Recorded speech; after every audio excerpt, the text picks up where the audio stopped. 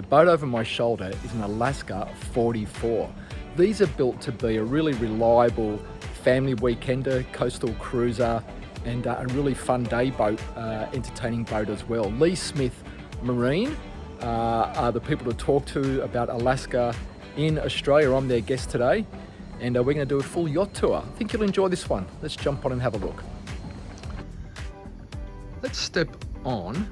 It's a beautiful morning actually. It's day one of the Sanctuary Cove boat show. Here nice and early to cover this one for you. And let's start in the aft cockpit. Fully shaded by this hardtop, and as you can see we've got access forward on the starboard side. We'll take a look over there in a moment, but a really nice space for guests. This is a 4-berth boat, so if you're weekending, there's definitely ample space here for you and the guests. But if you're using this for a day boat, I think there's probably space here for, I'd say 6 or 7, maybe even 8 people, with another director's chair on the end of the table, which is lovely. And again, I like the way these fold over, so if you want a little bit more space to walk around, if you're not sitting at the table and eating, you've got that opportunity as well. There's a little wet bar just here, very, very nice, adjacent to the doors through to the salon. And underneath here, we've got a big top-loading refrigerator. That's perfect to chuck all of your drinks in, have them nice and close, so if you are a bit wet, you don't need to duck into the main salon to get that. That's very, very clever. There's access also at the port side, so it's a symmetrical design. There's a single step up into the main salon, and this is finished in a very, very nice American cherry wood. I think that looks beautiful actually. It's not too dark. You wouldn't want a really dark timber in a boat of this size. Very, very nice.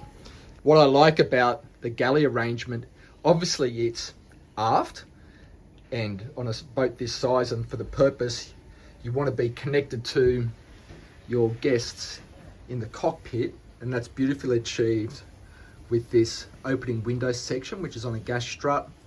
And then you've got all of this bench space. So you want somewhere to not only prepare food platters, you want somewhere to have those out. And having these covers for the sinks and waste traps makes perfect sense. Good place for a coffee machine. A 2-burner hob, so you know, perfect for doing a little bit of breakfast, a little bit of dinner. And then we've got all of the cooling over here, refrigeration, and more refrigeration there, and more counter space. So I think that's really considered for an entertaining boat. If that's your primary purpose, that makes perfect sense. I really like that. And then if we swing around a little bit, you can see that we've got this lovely L-shaped dinette here. And that's clever how there's a slight angular section taken out of that table to give you clear access way right through the boat. That's very clever.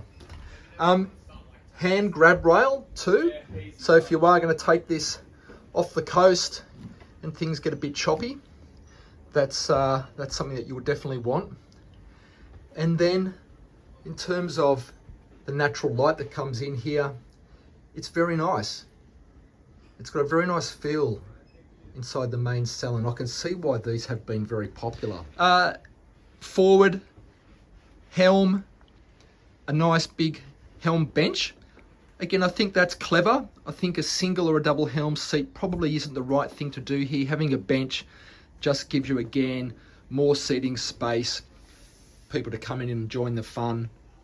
You can see we've got this blend of some of the analog and obviously digital instrumentation, Raymarine, multifunction display, autopilots, chart plotters, bow and stern thruster just there. The engine controls, we'll go down to the engine room of course and take a look at those.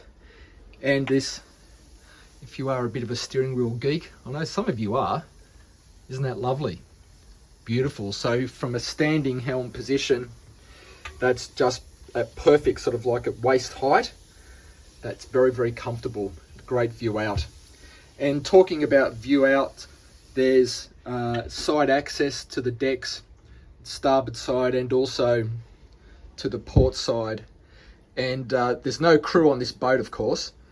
And so if you're skippering the boat and you want to be able to slide this door open, have those engines at your hand and look down the aft and forward, control the boat safely, that is perfect. So I think all in all, the Salon arranges really, really well. And it hasn't leaned too far into a classic vibe, and it hasn't gone too far the other way into something super, super contemporary. So all credit, I think, to the design work on that. Let's take one of those routes forward. We'll go starboard, why not? And we'll have a look what's up the side deck. Filler caps here, I'm going to assume they're for fuel and fresh water. And then as we move forward past one of those side access doors here, there's 2 steps up, and then we're up onto the forward deck.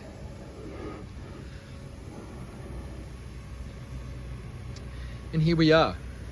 So just taking a look at the anchor gear, you can see we've got a single anchor, windlass, and I like the consideration of having all of that tucked in underneath these kind of like this large fiddle really, but that's obviously designed to catch any of the muddy stuff that comes up off your chain, and you can easily hose that down and keep that off the deck. So I think that's terrific. And then if we just swing around a little bit, catch the morning sun, you can see there we've got a ladder that gives you access up onto the roof to check all of the navigation, radar, etc. Clean all that up if you need to. And all of those hatches are of course connected to the accommodation, and that's where we're going to go next, because the accommodation on this Alaska 44 I think is very, very nice. Come all the way back into the aft cockpit, swing back up through the saloon, and we'll make our way down. I think I mentioned at the start of the tour that it's a 4-berth layout. There's 2 cabins. I guess you could say the VIP or the guest cabin is just forward. This is what you would deem to be the premier cabin. I'd say this would be the owner's cabin. It's a 1 step down, and I think that's great because when I take that step down, in most of the space down here, you've got really nice headroom. I would say about 7 feet or 6'10" of headroom. That's really comfortable. And as you can see, we've got that same really nice American cherry wood finish throughout. Nice natural light pouring in here, courtesy of all of the window sections. There's 2 hanging lockers here and here. And as you'll see, they're nicely lined. They look like that with the lights on. There's a little space here. There's like a little writing bureau or a place to put your makeup on in the morning or do a little bit of work. You could probably find space to put a small stool under there, or you could sit on the end of the bed and use that, would be equally as good. And then the ensuite head, it looks like this. We've got the loo straight in front of me. We've got tap and basin like this, vitreous, nice quality actually, and a lot of mirror sections. That's a vanity mirror, so that allows you to get a good look at yourself in the morning, get yourself looking right. Storage behind all of those, and a really good separate shower stall. There's a rainfall head, and there's also a separate shower wand just there with the timber drain like that. That's really nice. That can obviously be closed off for privacy. There's a sliding door section there, and there's also sliding door sections that meet in the middle. That one slides across and that one slides across to give you privacy in your cabin. A bit more storage above the bed like that. But all in all, that's a really cozy, very nicely arranged main cabin. I think you'd have a nice overnight stay there, 1 or 2 nights. Forward is a little zig and a little zag, and we find the other guest cabin. So this is set up in a V berth. I quite like this arrangement for the obvious reason it gives you flexibility. If you're a family and you've got maybe a couple of children, you can take that section out and have that set up as 2 singles. Or if you're going away with another couple or some friends who sleep in the same bed together, I almost said sleep together, you can obviously use these infills and create, you know, what essentially is a large double. There's spaces down underneath here to tuck your belongings like that, but that creates a pretty comfortable guest cabin. Storage over there, and the same on the starboard side. And this is clever. This is a hanging locker, and they've solved the problem. Is, you know, how do you get a decent sized locker in a cabin of this space? Well, what they've done is they've created this mechanism where that folds out like that, and that is full hanging length. Isn't that clever? So it gives you access to that without being able to kind of come at it from the front. I really like that. Very considered. That's one of those hatches that we saw up on the foredeck. And then just to my left is the second of the boat's heads, which is both, I guess you'd say, the day head as well as the head for the other guest cabin. You can see we've got the loo there, storage behind those mirrors, and if we close this door across, it creates an enclosed shower stall like that.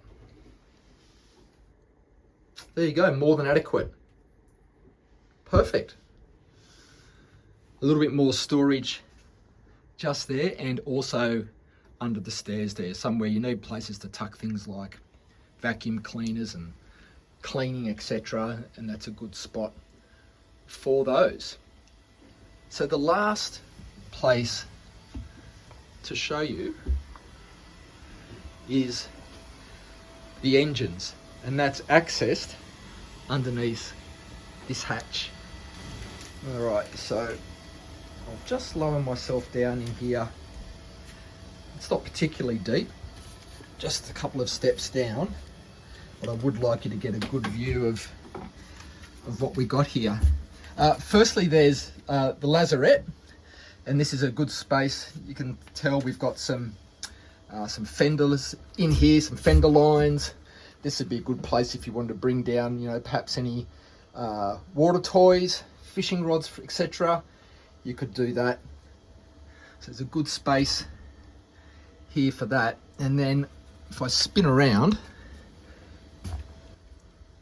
we can move into the engine bay, or the engine room proper. And I think what I'll do is I'll just sit down here so you can get a good look at what's here. So let's talk about engines. So the boat's powered by a pair of Cummins QSB diesel engines. They're on shaft drives. They're, I think right in saying they're about 380 horsepower each. I'll just move up. You can see there's those shafts moving aft there. And I know a lot of you are real engine geeks and you love looking at these, so enjoy this. In terms of performance, around 22 knots is probably what you'd top out at in terms of maximum speeds. And I'm told that the boat, you know, cruises best and performs nicely when it's around 12 knots. And it's carrying about 2,000 litres. I'm not sure what that is in US gallons. I'll put that information on the screen. But you can imagine you're probably getting somewhere in the vicinity of, I'd imagine, 300, 400 nautical miles would be fairly typical. The generators, the generator is just there, and all of the batteries are neatly and safely tucked away underneath there. But to be fair, it's a really nice, I was going to say little engine room. It's not a little engine room, but very neat, very, very well lit, as you can tell, and good access to everything. I'll crawl back through this door that connects us up through the lazarette, and we'll move back up onto the aft cockpit. We'll close that door and we'll wrap this up. So there you go, our full walkthrough of the Alaska 44. I can see why Lee Smith Marine have done so well with these boats. They just fill so many purposes, really nice arrangement, nice accommodation, build quality looks very, very good. And yeah, I think if you were in the market for sort of a 40-foot day cruiser, weekender family boat, you'd want to consider one of these. All right, I hope you've enjoyed that one. I'll put all the contact details for Lee Smith Marine in the description. Give it a like and a share, but I hope you enjoyed it, and I'll see you next week on another tour. Bye for now.